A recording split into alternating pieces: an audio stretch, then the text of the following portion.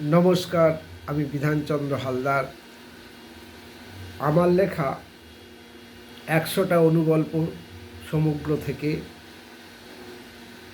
সেখান থেকে একটা অনুগল্প পাঠ করছি। গল্পের নাম মোবাইল পাগল। গল্পের নাম মোবাইল পাগল। আগে মানুষ হও, আগে মানুষ হও, এই কথাটি মা বিরক্ত হয়ে রাজুকে বলল।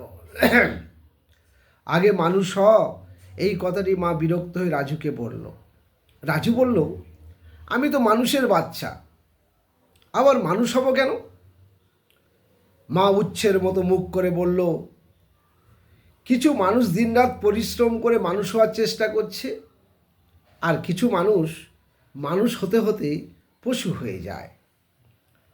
ছোট্ট রাজু কেঁদে কেঁদে বলল, তা বলে তুমি আমাকে জানোয়ার বলবে?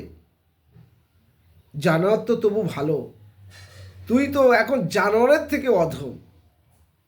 কেন মা? মা বললেন, পড়তে বসলেই মোবাইল, বাবা কেড়ে নিয়েছে বলে বাবাকে চড় কষিয়ে দিলি। মোবাইল যা সুখ দিতে পারে তোমরা তা দিতে পারো না, এ কথা জোরের সঙ্গে জানালো রাজু।